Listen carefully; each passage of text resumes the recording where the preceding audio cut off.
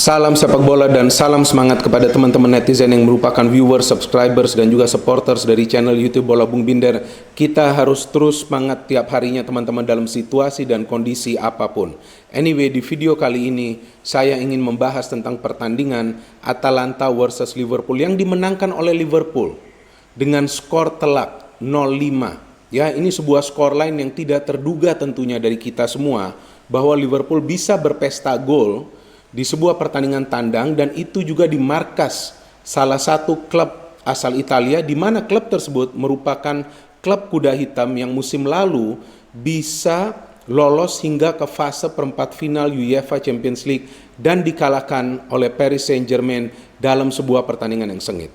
Yang menarik sebelum pertandingan ini, begitu banyak pemberitaan di media, apakah itu media digital atau juga media sosial, yang mensinyalir bahwa Liverpool dalam kondisi yang tidak menentukan, bahwa Liverpool bisa saja terselip dan kalah lawan Atalanta. Wajar-wajar saja pemberitaan tersebut karena kita tahu Liverpool tidak akan turun full tim, khususnya di lini pertahanan, di mana Van Dijk memang tidak bisa bermain, Fabinho yang biasa ditempatkan sebagai center back juga tidak bisa bermain, Matip saya kira tidak 100% fit, maka itu ia tidak turun. Thiago juga memang dikabarkan tidak 100% fit, maka itu situasinya cukup mengkhawatirkan bagi Liverpool, dan saya kira wajar saja ya bahwa para pendukung Liverpool juga ya mungkin was-was ya, apakah Liverpool bisa survive atau tidak nih. Ya paling tidak jika ada hasil seri yang bisa diraih oleh Liverpool, tentu itu juga adalah sebuah nilai plus. Tapi justru di sini kita lihat bahwa Liverpool tampil perkasa. Nah, teman-teman sering perhatikan bahwa saya sering melihat HP saya pada saat saya berbicara. Nah, karena di sini ada data dan fakta yang saya simpan. Ya, setiap kali saya menjadi komentator juga di televisi, jika teman-teman perhatikan, saya selalu mempersiapkan materi saya, yakni merupakan print out di atas kertas, di mana saya mencatat segala bentuk data dan fakta agar saya bisa berbicara sesuai dengan pertandingan yang akan disiarkan. Jadi di kesempatan kali ini di channel YouTube Bola Bung Binder, saya memiliki data dan fakta sesuai dengan pertandingan yang ingin saya bahas, yakni Atalanta versus Liverpool. Jika saya tidak taruh data dan fakta, takutnya nih saya asal ngomong, nanti yang berbicara nih agak sedikit melenceng dari pertandingan ya. Tapi ya silakan, bagi teman-teman yang biasa berkomentar kenapa sih nyontek, ya silakan saja, itu kan pendapat kalian yang bisa kalian sampaikan di kolom komentar. Tapi bagi saya itu bukanlah sesuatu yang mungkin membuat saya khawatir atau mungkin membuat saya kesal ya, karena salah satu mentor saya di hidup saya mengajarkan bahwa ketika kita akan siaran ya, atau ketika kita akan hadirin sebuah acara yang membahas tentang pertandingan sepak bola atau juga perkembangan dari dunia sepak bola, kita perlu mempersiapkan diri dengan data dan fakta. Ya, data dan fakta itu adalah kebenaran. Kebenaran itu adalah kenyataan. Anyway, saya juga tidak ingin bertele-tele berbicara soal hal tersebut. Paling tidak saya sudah memberikan gambaran kepada teman-teman netizen yang sering mempertanyakan kenapa sih lihat ke HP. Oke, so di game ini kita tahu bahwa Jurgen Klopp cukup berani. Ya, dan memang ia tidak ada pilihan sehingga ia menurunkan dua pemain muda. Yang pertama Curtis Jones di tengah, kedua Reece Williams di pertahanan. Di depan ini yang saya lagi tunggu memang, agar Diogo Jota mendapatkan lagi kesempatan untuk tampil sebagai starter. Diogo Jota ya, bukan Diego. Dan kita lihat Jota, Mane dan Salah tiga-tiga mencetak gol di pertandingan ini. Jota mencetak hat-trick. Dan biasanya ini kan adalah trio Firmansyah ya. Saya kira kali ini mungkinlah kita bisa beri label kepada trio di depan ini. Apa nih labelnya kira-kira? Jomansa ya. Ya silakan teman-teman jika ada singkatan yang lain. Kita tahu pernah ada trio MSN di Barcelona, pernah ada trio BBC di Real Madrid. Dan di tengah Wijnaldum, Henderson, dan juga tadi saya sebut Curtis Jones. Ini adalah tiga pemain yang memiliki kualitas bertarung di lini tengah. Artinya tiga pemain ini bukan hanya ball winner, tapi mereka sering melakukan challenge, tackling, intercept di lini tengah.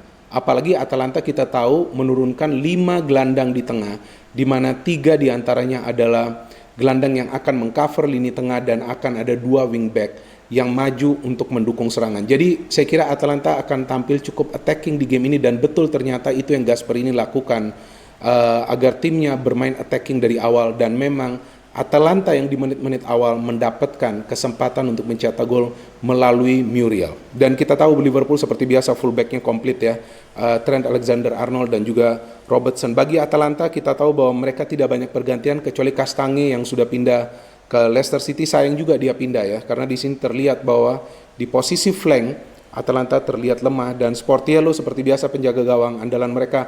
Gomez, what a good game for him, the playmaker. Muriel mendapatkan peluang, Zapata mendapatkan peluang. Sayang mereka tidak bisa mengkonversikan peluang tersebut menjadi gol.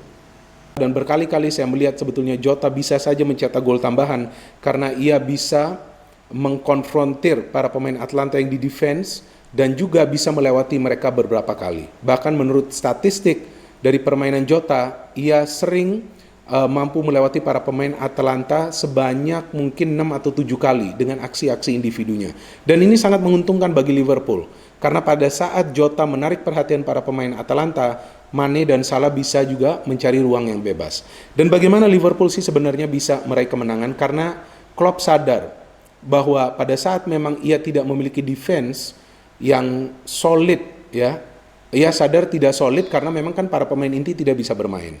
Ya, jadi ia khawatir dari awal sehingga ia turunkan pemain-pemain di lini tengah yang memiliki karakter petarung, yaitu Curtis Jones, kemudian Wijnaldum, ya, dan juga Jordan Henderson. Buktinya Curtis Jones dan juga Wijnaldum kan sama-sama mendapatkan kartu kuning karena tackling yang agresif.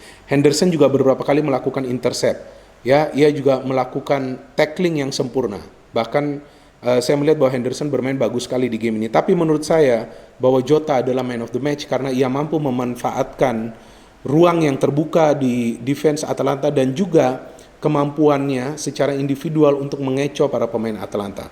Jadi gol-gol yang dicetak oleh Jota juga bukanlah gol yang mudah dicetak oleh pemain lainnya. Memang kita melihatnya ia melakukannya begitu mudah, tapi tentu akan sulit karena dalam posisi one on one ini ya, pemain harus bisa berkonsentrasi bagaimana melewati pemain dari tim lawan kemudian melakukan finishing yang sempurna.